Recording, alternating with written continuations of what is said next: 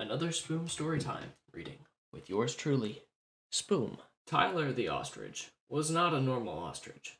For as long as he can remember, he was always a jailbird. Not that Tyler did anything wrong, of course.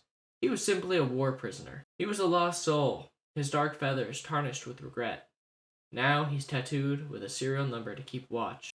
Today was the day he would finally enact his escape plan. The guards had left their posts every day for 5 minutes around 11:43 p.m.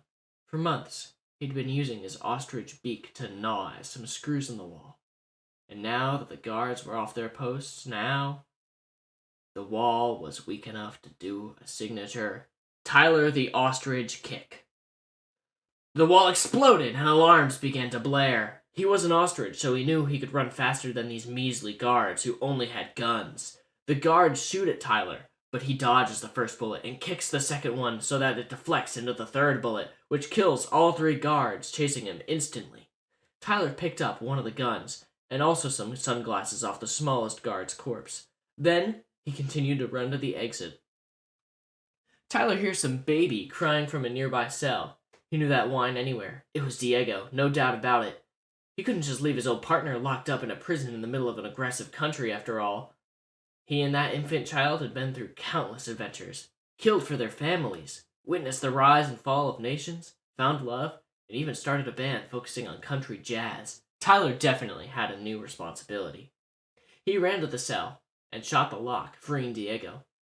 "Diego, get on," Tyler said, as he manifested a booster seat saddle out of thin air. Oh, Diego, you always had such a sharp wit. Then Diego the baby did a backflip onto the saddle and guided Tyler towards the exit. After all, Diego had spent weeks of his life studying the map of this place. Diego also had a serial number tattoo and sunglasses, but he was a rebel, and also had an eagle tattooed on his back as well. They finally reached the door. Then more guards showed up to stop them. Tyler launched Diego at them like a projectile, where he continued to perform several master-ranked martial arts techniques on the guards with his little baby hands. Meanwhile, Tyler was reprogramming a walkie-talkie. By the time Diego had mangled the guards into a bloody heap, stole a pair of sunglasses for himself, and another gun, they both set the radio to call in a favor with an old friend. Diego said with conviction into the radio. The radio crackled and said, "I know that voice anywhere. I'll see what I can do, Diego the dinosaur hunter."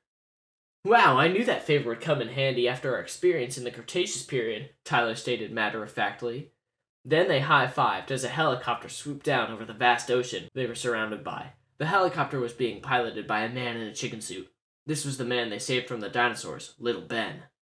Tyler and Diego hopped into the helicopter and prepared to relax. Freedom tasted so good, but they weren't out of the woods yet. 3 guards in jetpacks launched towards them, holding a variety of lethal weapons. Tyler threw his gun at one of them, which made the jetpack malfunction and crash into a diabolical squirrel facility nearby. Diego then gets off the saddle and walks towards the other open door on the helicopter, then grabs the side and opens fire on the other 2 guards, hitting bullseyes every time in rapid succession. "Oh my god, Diego! Those are your first steps!" said Tyler in awe. Then they all laughed as they flew into the sunset, and the jail exploded. Subscribe! This story goes out to Yummy, a commenter who specifically requested this. You're welcome, Yummy. I hope you find this entertaining.